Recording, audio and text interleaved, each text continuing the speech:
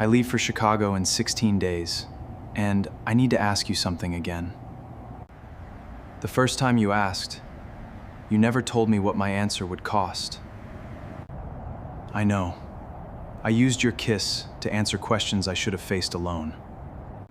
I love you, but that does not make me responsible for your career or your fear. You are not responsible. So this time, may I kiss you with nothing hidden? 2 weeks earlier, his first question reached me before either of us understood its price. Would you let me kiss you once, even if it ruined the safest friendship either of us has? Ryan asked the question at 1:13 on a Saturday morning, 3 feet from me on the worn gray couch in my Seattle apartment. The movie had ended, and our friends had left nearly an hour earlier.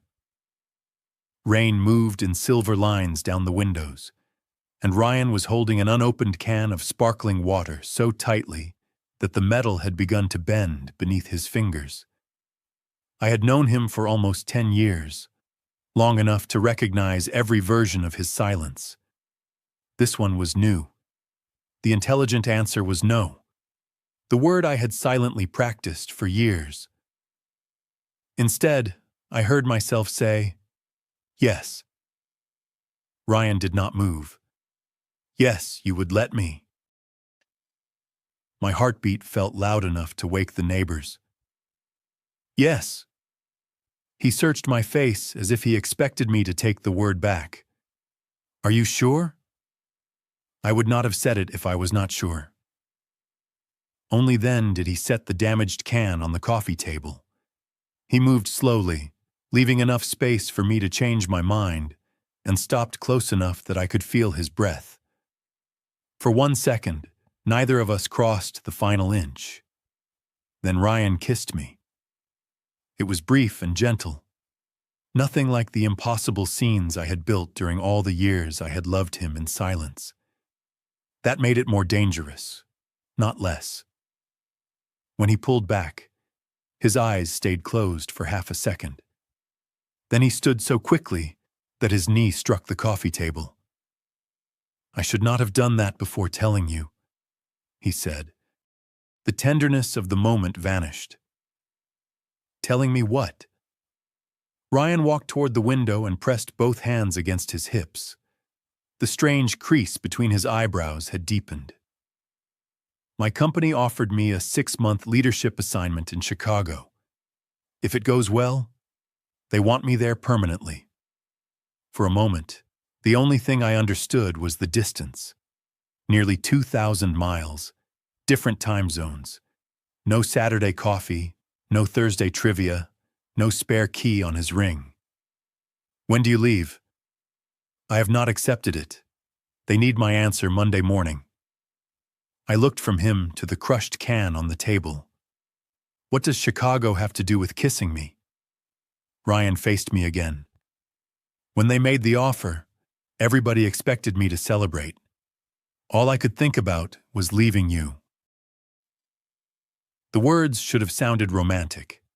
Instead, they made the kiss feel like evidence he had collected before making a career decision. Was that a test? No. He answered immediately, but certainty disappeared when I asked the next question. Then what was it? Ryan looked at me, and for the first time in 10 years, I could not read him. I do not know how to explain it yet. There it was.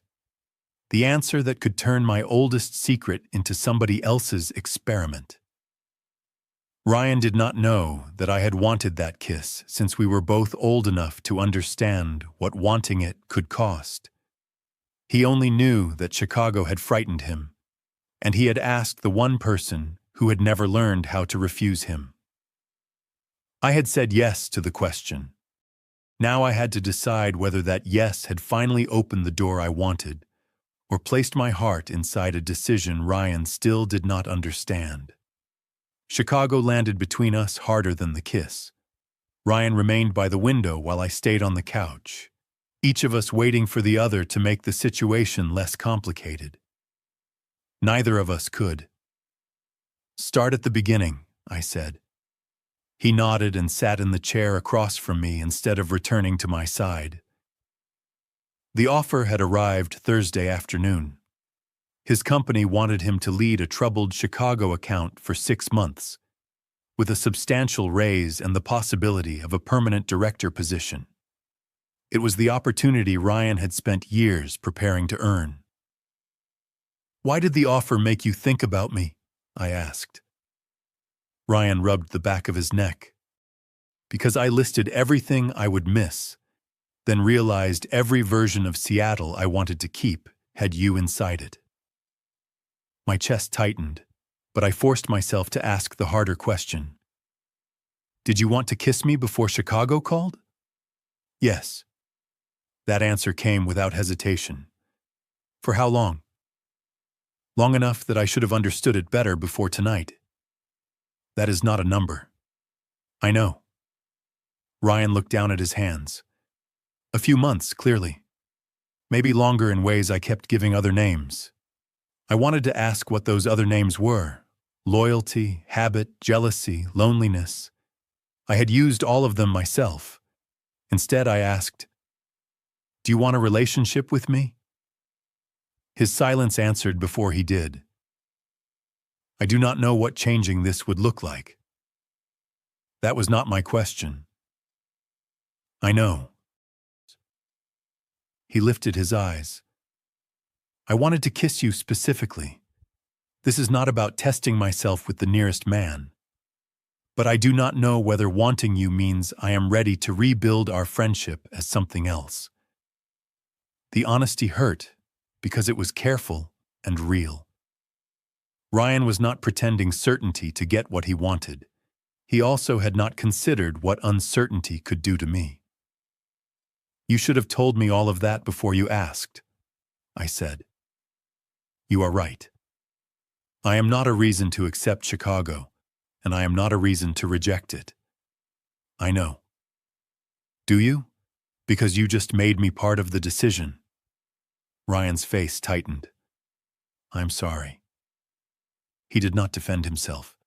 That made it easier to believe him and harder to stay angry. We had met at 17 during a history project neither of us wanted. Ryan was the new student who knew half the school by Friday, while I drew logos in my notes and tried to work alone. He became the person who drove 40 miles when my first internship collapsed and called me from the hospital when his father needed heart surgery. We had spent a decade carrying parts of each other's lives. That history was exactly why one kiss could not be treated as a harmless question. Ryan stood and reached for his jacket. I am going to leave before I ask you to make this easier for me. I followed him to the door. What happens now?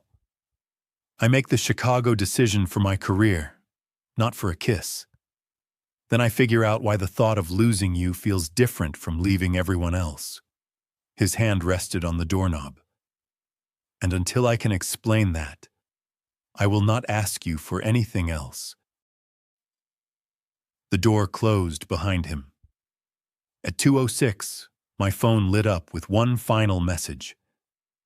I am sorry I asked for honesty before I was ready to give you all of mine. I read it 3 times. Then I typed the truth I had hidden for years, stared at it, and deleted every word before sending only, "Good night, Ryan." Monday morning should have brought an answer about Chicago. Instead, Ryan sent a photograph of his terrible office coffee with the words, "This tastes like a management strategy." I hated how relieved I felt to receive something normal when nothing between us was normal anymore. By Wednesday evening, the silence around Chicago had become unbearable. When Ryan asked whether I wanted dinner, I chose the neighborhood pizza place we had visited for years because familiar surroundings felt safer than either of our apartments. He arrived 5 minutes late, sat across from me, and spent 30 minutes helping me perform our friendship perfectly. We discussed work and laughed at the right moments, but neither of us touched the center of the table. Finally, Ryan set down his glass. You want to ask about Chicago. I want you to tell me without making me ask. He nodded. I declined it Sunday morning. I stopped breathing for a second. You said they needed an answer Monday. They did. I answered early. Why? The travel was heavier than they first admitted, and the permanent role moved me away from work I enjoy. My family, friends, and life are here. Ryan paused. And yes, you are part of my life. I pushed my untouched plate away. Did you turn down a promotion because I let you kiss me? No.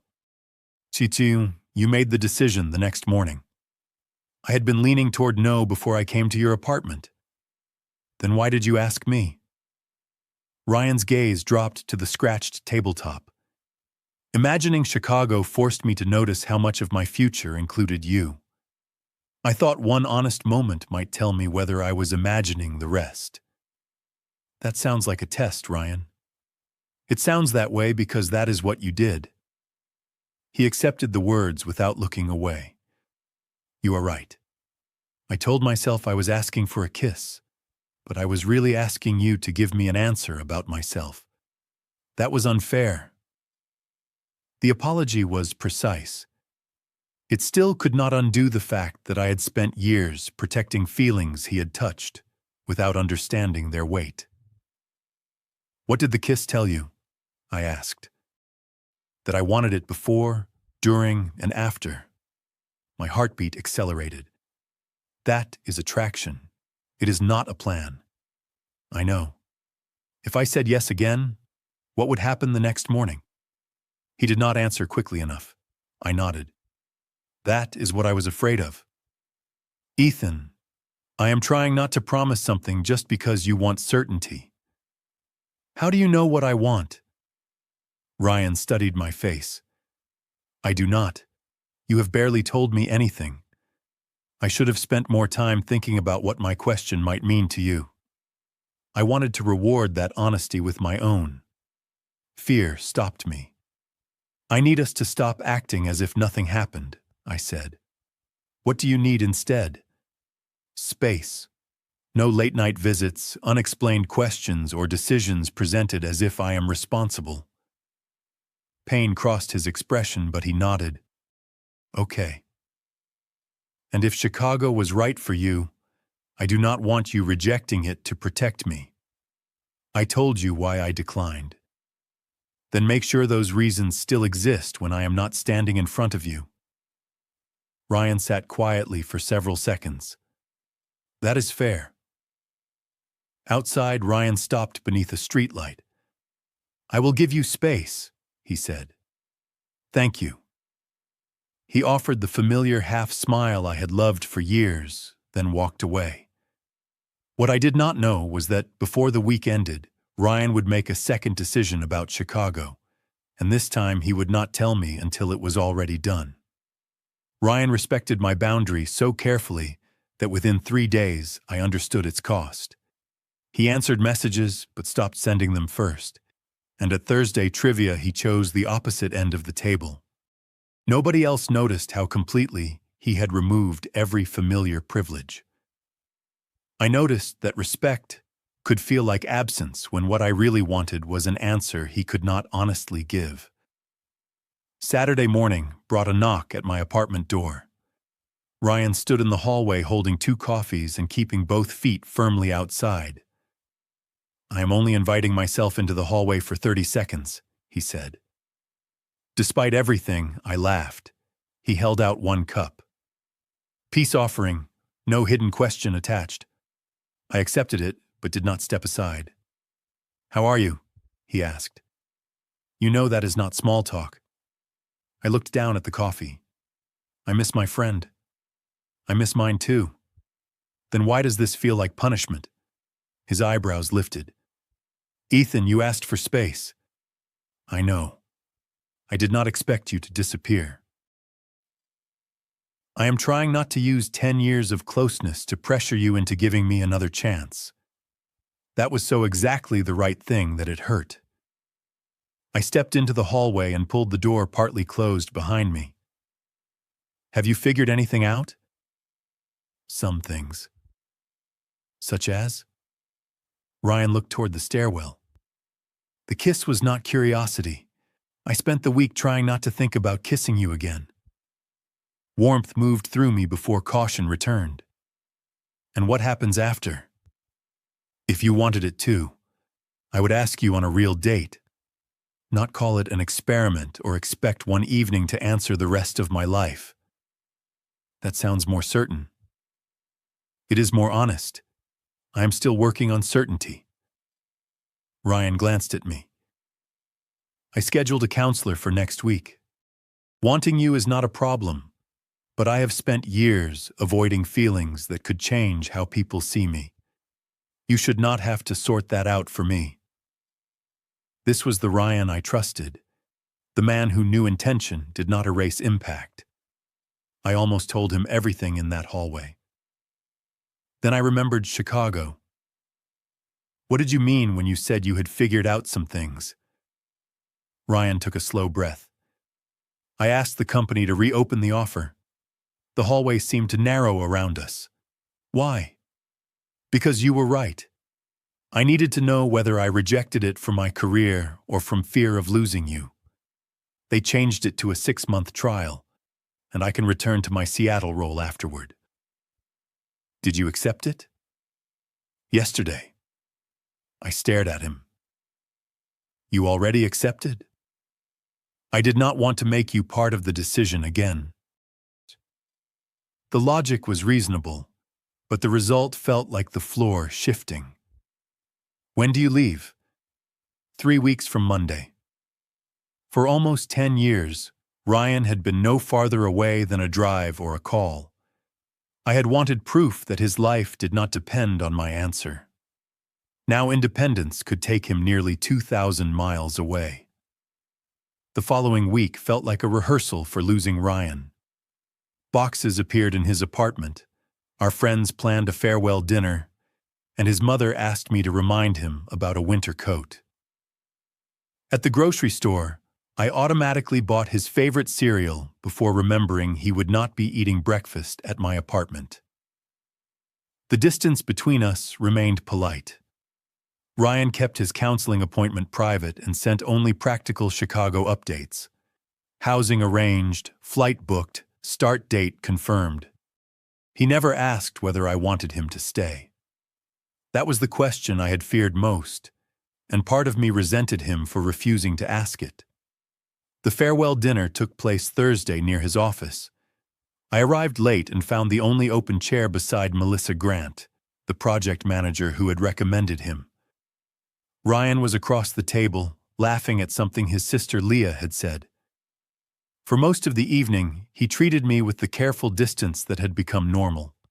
Over dessert, he thanked everyone and said Seattle would remain home whether the assignment lasted 6 months or longer. He did not look at me when he said the final sentence. After the toast, Ryan stepped outside to take a call. Melissa watched him leave, then turned to me.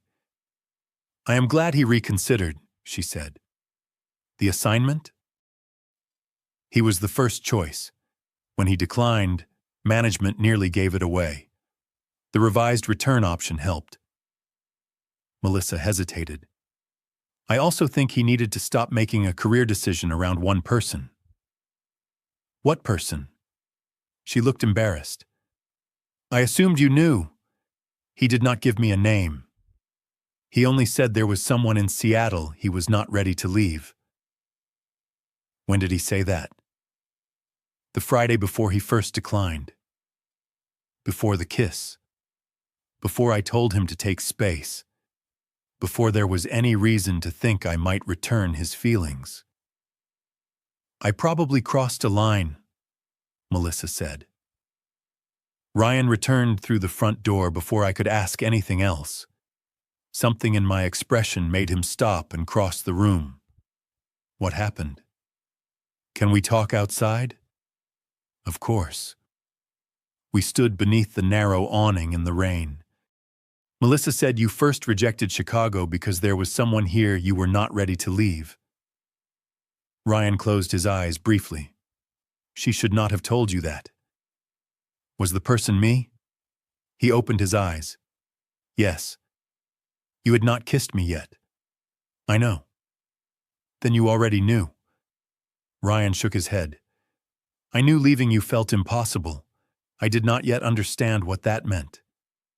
And after I asked for space, leaving became possible.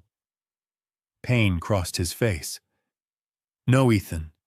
Leaving became necessary because staying for someone who had asked me to step back would have turned my feelings into a burden he never agreed to carry. Ryan had not chosen Chicago because I meant too little, but because I meant enough for him to stop making me responsible. For years, I had believed telling the truth was the only thing that could cost me my best friend. With Ryan's flight a little over 2 weeks away, silence had become the greater risk. Come to my apartment tomorrow, Ryan said beneath the awning. Why not now? He glanced toward the restaurant window, where 40 people had gathered to celebrate him. Because this deserves more than 5 minutes beside a parking meter, and because I want both of us to decide what we say without an audience waiting inside. Every frightened part of me wanted to insist. The rest recognized that he was right.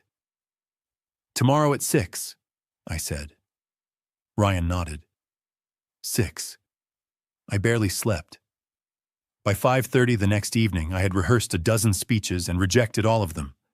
At 6, I stood outside Ryan's apartment with no plan beyond telling one complete truth. He opened the door wearing jeans and an old University of Washington sweatshirt I had seen 100 times. Half-packed boxes lined the wall behind him. The sight of them almost destroyed my nerve. Ryan let me in and remained standing several feet away. You asked whether I already knew, he said. I did. The honest answer is that I knew you mattered differently before I knew how to name it. Chicago did not create that. It removed every excuse I used to ignore it. I looked at the boxes. And accepting the assignment did not make it disappear. No, it made it louder.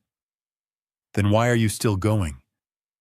Because the 6-month role is good for my career, because I agreed to it, and because I need to know I can make a difficult choice without using you as either my excuse to stay or my excuse to leave.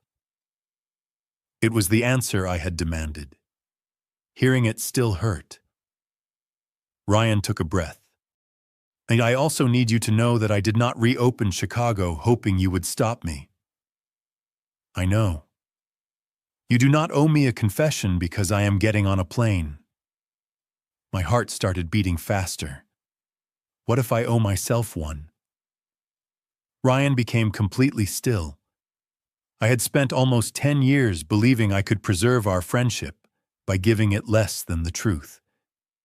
The boxes proved how little control silence had actually given me.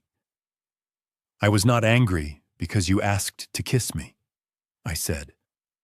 I was afraid because I already knew my answer before you finished the question. Ryan did not interrupt. I have known for years, maybe since college. Maybe it happened too gradually for me to find the exact day. You became the person I called first, then the person I compared everyone else to, then the person I had to stop looking at for too long. My voice tightened. I love you, Ryan. I have loved you for a long time. The silence afterward was not empty. It seemed to contain every late-night drive, holiday dinner, terrible apartment, and almost confession we had survived without recognizing what they added up to. Ryan sat slowly on the edge of his couch. Years. Yes. Why did you never tell me? You dated women. You talked about the future as if it would look exactly the way everyone expected. I thought I knew your answer, and I could not risk losing the safest relationship I had. Ryan looked down at his hands. Did every relationship you ended have something to do with me? Not everyone. Enough of them. He absorbed that without turning it into proof that I had waited for him. I am sorry you carried that alone. You did not know. I still wish you had not needed to hide from me. I sat in the chair across from him. Now you know. Ryan lifted his eyes. There was emotion in them, but not the easy triumph I had feared. And now I have to be careful not to let the fact that you love me turn my uncertainty into something harmless. Is it still uncertainty? He stood and walked toward me, stopping outside the reach of either hand. Not about wanting you, not about whether the kiss mattered, not about whether this is real. Then what are you uncertain about? How to do this without asking you to pay for all the years I spent being afraid? I could barely breathe. Ryan held my gaze. You told me your truth. I need to tell you mine, including the part that started long before Chicago ever called. Then he asked me to remember graduation night, and the past I thought I understood began changing in front of me. Graduation night had ended with Ryan and me sitting on the hood of his old car after everyone else went home. We were 18, exhausted, and certain adulthood would become obvious the moment summer ended. At some point, I fell asleep against his shoulder. I remembered waking at sunrise and apologizing for the weight of my head. Ryan remembered something else. I remember wishing morning would not come, he said, because morning meant you would move away for college and I would have to learn whether we stayed this close on purpose or only because school put us in the same building. I stared at him. We talked every day that fall. I know. I told myself that proved we were unusually good friends. He gave a small, humorless laugh. Then there were other moments. You visiting when my father was in the hospital. The road trip after college. Every person I dated eventually asking why you were the only plan I never canceled. Ryan walked toward the window. I kept calling it loyalty because loyalty was easy to explain. I called jealousy protectiveness. I called missing you habit. When I wanted to touch you, I told myself I was tired, lonely, or confused. Why? Because I knew how to be the version of myself everybody already understood. I did not know what happened if I admitted that version was incomplete. He faced me again. I have been attracted to women. That part of my life was real. So is this. I am still learning what language fits me, but I do not need a perfect label to know my feelings, for you are not an experiment. The distinction mattered. Ryan was not rewriting his past to make the present simpler. He was finally making room for a truth that had existed beside it. When did you know you loved me? I asked. I cannot give you one clean moment. Chicago made me stop denying the pattern. The kiss made denial impossible. The week without you made me understand that I did not only fear losing our routine. I feared losing a future I had been quietly building around you. My eyes burned. You are still leaving. I am. The answer hurt, but his honesty made it possible to trust. 6 months, he continued. My Seattle position is protected. At the end, I can return or apply for the permanent Chicago role. I will decide based on the work, the city, my family, and whatever life we actually build, not a fantasy created tonight. That sounds responsible. I have been practicing. I laughed, and the familiar rhythm between us eased some of the pressure in the room. Ryan did not move closer. I want to ask you something, he said. Your recent record with questions is complicated. That is fair. His expression became serious. Would you let me take you on a real date before I leave? Not as a test. Not as a promise that distance will be easy. One date where we tell the truth and decide whether we want a second. I looked at the boxes, then at the man I had loved silently for years. Saying yes would not keep him in Seattle.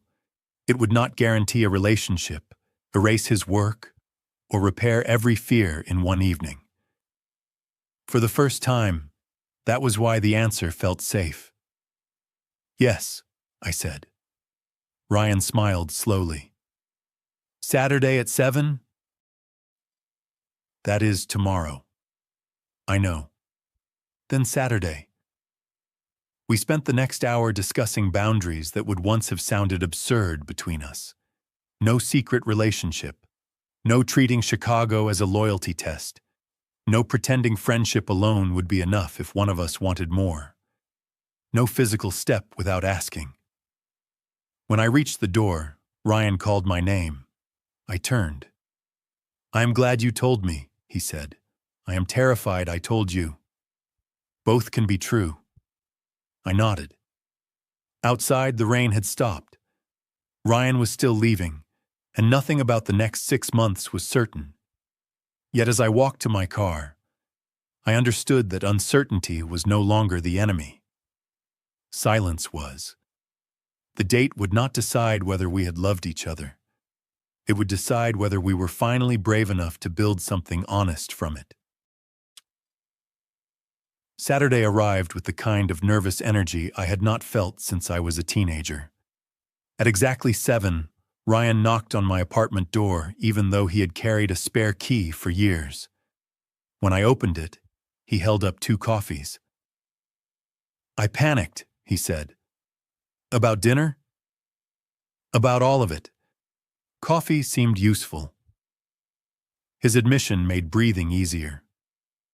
We drove downtown and ate at a small Italian restaurant near the waterfront, somewhere neither of us had visited before. For the first 20 minutes, we were painfully formal.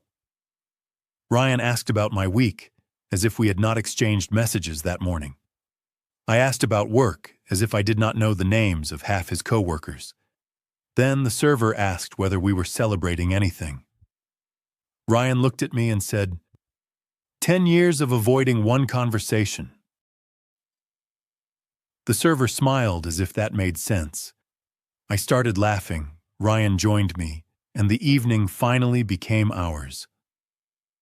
We talked about old relationships without turning them into evidence. Ryan admitted that 2 women he had dated had asked whether there would ever be room in his life beside me. I admitted that one of my former boyfriends had told me I was emotionally waiting for someone who had never asked me to wait. Was he right?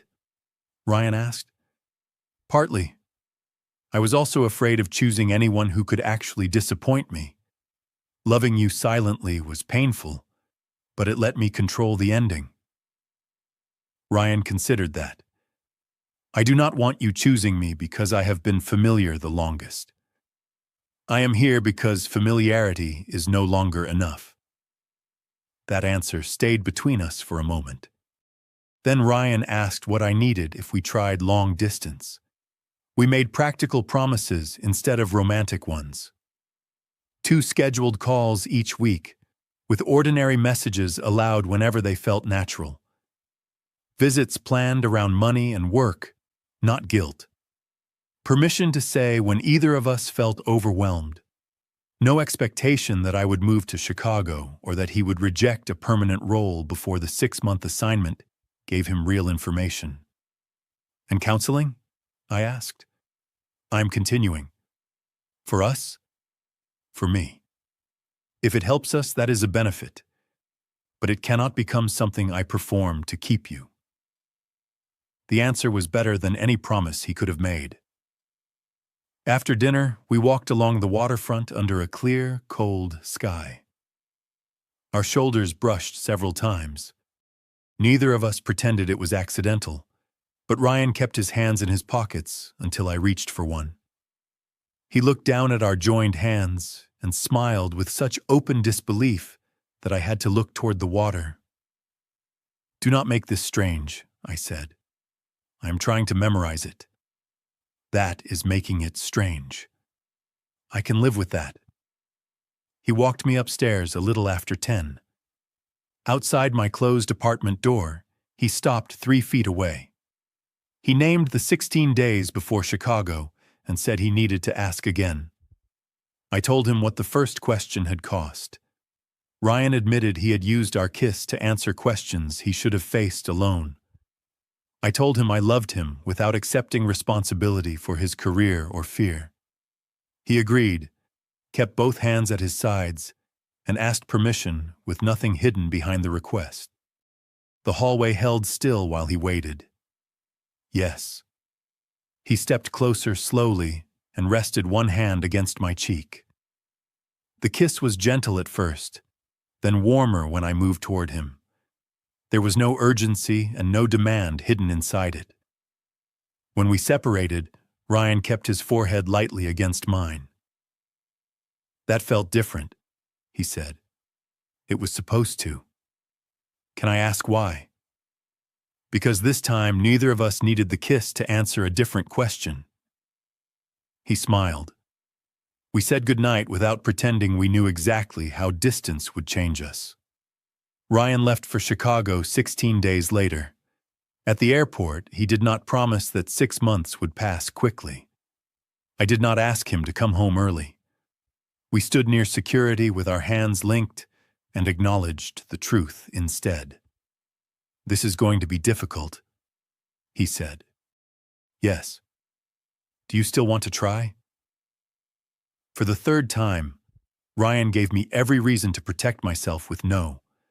For the third time, my honest answer was yes. Long distance did not turn our relationship into a montage of perfect airport reunions. It made us learn each other in ways 10 years of friendship had never required. During the first month, Ryan called after every difficult meeting because that was what he had always done, then worried he was asking me to carry his stress. I told him the problem was not the calls. It was the way he apologized for needing me before I had a chance to choose whether I had the energy to listen. He started asking. I started answering honestly. In the second month, I missed one of our scheduled video calls because a client presentation ran late and my phone died. Ryan spent 2 hours believing my silence meant I had reconsidered us. The next morning, we had our first real argument. He admitted that leaving Seattle had made every delay feel like abandonment. I admitted that his anxiety made me feel responsible for proving my love on demand. Neither of us hung up. We rescheduled, apologized without erasing the problem, and agreed that one missed call could be disappointing without becoming evidence that the relationship was ending. We visited every 5 or 6 weeks when work and airfare allowed. Ryan kept his own apartment in Chicago. When he came home, he stayed at his place instead of assuming my bed or my schedule belonged to him. When I visited, I booked a small hotel for the first trip because we both wanted the option of space. By the second visit, we had learned enough to share his apartment without treating every quiet hour as a test. The city became real to me instead of a rival. I saw the office where he worked, the grocery store where he bought the wrong coffee, and the path along Lake Michigan where he walked when he missed Seattle. Ryan met the people at my design studio through video calls and later in person. Our lives expanded rather than waiting in suspension. At the end of the 5th month, his company offered him the permanent Chicago director position. The salary was excellent. The title was impressive. The job also required nearly 50% travel and more administrative work than the 6-month assignment had originally suggested. Ryan asked for a week to decide. He discussed it with his manager, his counselor, his family, and me. For the first time, he did not ask what answer would keep us together. He asked what kind of work and daily life he actually wanted. I told him that if he chose Chicago, we would decide together whether distance still worked. I did not offer to abandon my career. He did not ask me to. Ryan declined the permanent role and returned to his protected Seattle position when the trial ended. He came home because he preferred the work, wanted to remain near his family, and believed our relationship deserved the same city if the choice was genuinely his. Love mattered. It was not the only reason, and that made the decision stronger. For another 6 months, we kept separate apartments. Saturday coffee became Saturday breakfast. Thursday trivia returned, except Ryan sat beside me without pretending the choice was automatic. We continued counseling separately when we needed it, and learned that being honest early was less painful than repairing silence later. Our friends claimed they had known for years. His sister Leah produced photographs as evidence. Melissa apologized for crossing a line at the farewell dinner, and I told her the truth had been ours to discuss, even if it had finally pushed me to speak. 1 year after the question on my couch, Ryan used the spare key he had carried for years to enter my apartment with groceries. He stopped just inside the door. "Can I ask you something personal?" I looked at the bags in his hands. "Your history with that phrase is terrible. Would you clear one shelf in the bathroom for me?" "Snodium," I laughed. It was not a proposal, a demand, or a shortcut to a perfect ending. It was one ordinary step in a life we had finally stopped building by accident. "Yes," I said. Ryan smiled and carried the groceries into the kitchen. For years, I believed saying no was the only way to protect our friendship. In the end, the answer that saved it was not yes by itself. It was everything honest we finally learned to say after it. Would you have said yes after the first unfair question, or would the Chicago decision have made you walk away? Tell me which moment decided your answer. If this story stayed with you, please like it and share it with someone who believes love requires honesty.